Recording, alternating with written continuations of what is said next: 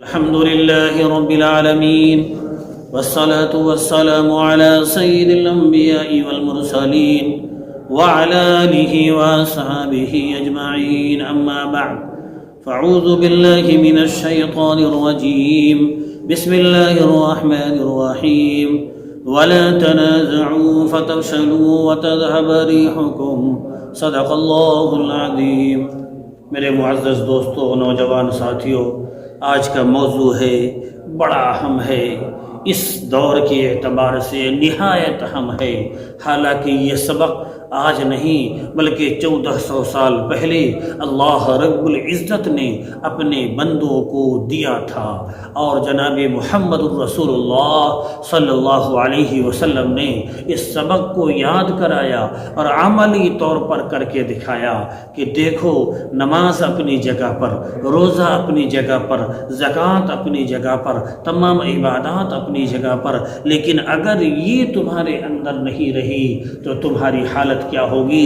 قرآن کی ترجمانی آپ خود سنیں گے۔ تو کیا ہے؟ کیا بڑی بات تھی ہوتے جو مسلمان بھی ایک۔ اس ایک لفظ سے آپ کو سمجھ میں آ گیا، کیا بڑی بات تھی ہوتے جو مسلمان بھی ایک۔ یہ کس کو کہا جا رہا ہے؟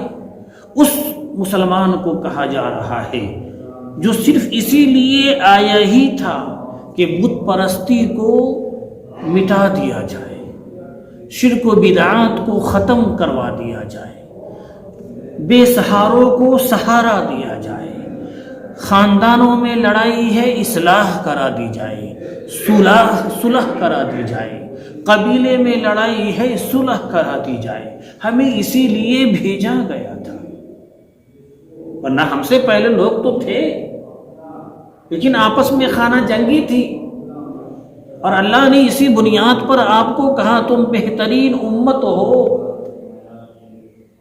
لیکن افسوس، ہم نے تمام سبق کو بھلا دیا۔ اللہ نے قرآن میں واضح طور پر فرما دیا، دیکھو یہ کرو گے تو یہ ہوگا۔ میں نے قرآن کریم کی جو آیت تلاوت کی، آپ یہ آیت پر غور کیجئے اور اس زمانے کے پس منظر پر غور کیجئے۔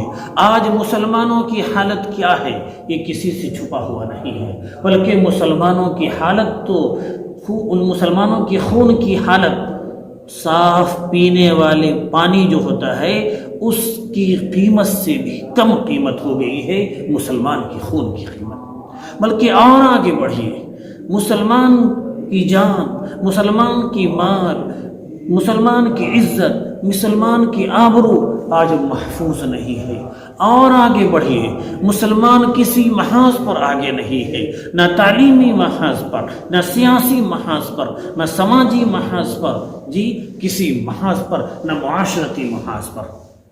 حالانکہ یاد رکھیے، اس ملک کے لیے مسلمان دوسری اکثریت ہے، لیکن دو غلطی مسلمانوں نے کی ہے۔ نمبر 1، اپنے رب کو بھلا ڈالا، جو مالک الملک تھا اس کو بھلا ڈالا، جو خالق کائنات تھے، جس نے پیدا کیا تھا اور پیدا کرنے کے بعد راستے دکھا دیے تھے، راستے بتا دیے تھے۔ ہم نے سب کچھ کو ختم کر ڈالا، بلکہ ہم نے پیدا کرنے والے کی ذات کو بھلا ڈالا۔ اگر آپ کہیں گے نہیں میں تو ڈرتا ہوں، اگر ڈرتے تو جھوٹ بولتے، ڈرتے تو ظلم کرتے، ڈرتے تو امانت میں خیانت کرتے، ڈرتے تو ایک دوسرے کی بے عزت کرتے، ڈرتے تو ایک دوسرے کی لڑائی لگاتے، ڈرتے تو یہ فتنہ فساد پھیلاتے، ڈرتے تو آپس میں لڑائی کرتے۔ کیوں؟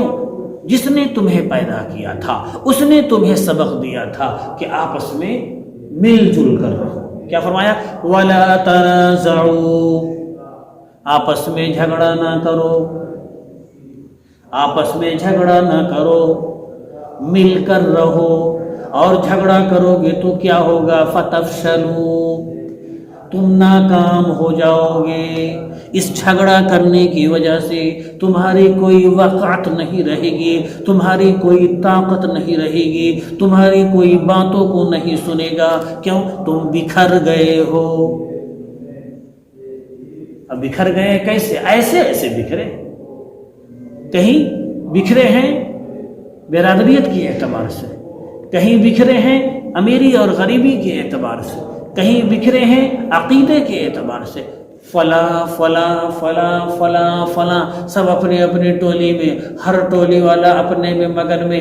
یاد رکھیے آج کے ہر زمانے میں اتحاد اور اتفاق ضروری ہے، لیکن اس زمانے میں سیاسی پس منظر پر غور کیجیے۔ آج کے دور میں نہایت ضروری ہے آپس میں اتحاد، آپس میں تعاون، آپس میں محبت، آپس میں اشتراک، سب اپنے اپنے اعتبار سے کام کیجیے، لیکن کلمے کی بنیاد پر ایک ہو جائیے، کیونکہ کہیں بھی اٹیک ہوتا ہے، کہیں بھی کچھ ہوتا ہے، اس بنیاد پر نہیں ہم بریلی پر کر رہے ہیں، ہم دیوبندی پر کر رہے ہیں، ہم دعوت اسلامی پر کر رہے ہیں، ہم فلاں پر کر رہے ہیں، بلکہ اس بنیاد پر اٹیک ہوتا ہے کہ ہم مسلمان پر کر رہے ہیں۔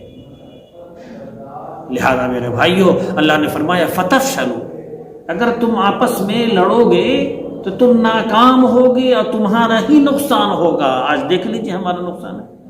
آگے اور اللہ متنبع فرما رہے ہیں وَتَذْهَبَ رِيحُكُمْ، اور تمہاری ہوا اکھڑ جائے گی، یعنی تمہاری کوئی طاقت نہیں ہوگی، تمہاری آواز میں طاقت نہیں ہوگی، تم کچھ نہیں کر پاؤ گے۔ لہٰذا سبق کو یاد رکھیے، کیا آپس میں کلمے کی بنیاد پر ایک رہیں گے، تکبر کی بنیاد پر لڑائی چھوڑیے، نفس پرستی کی بنیاد پر لڑائی چھوڑیے، امیری غریبی کی بنیاد پر لڑائی چھوڑیے، اور عہدے کی بنیاد پر لڑائی چھوڑیے، عقیدے کی بنیاد پر لڑائی چھوڑیے، سب اپنے اپنے طور پر رہیے اور کلمے کی بنیاد پر ایک ہو جائیے۔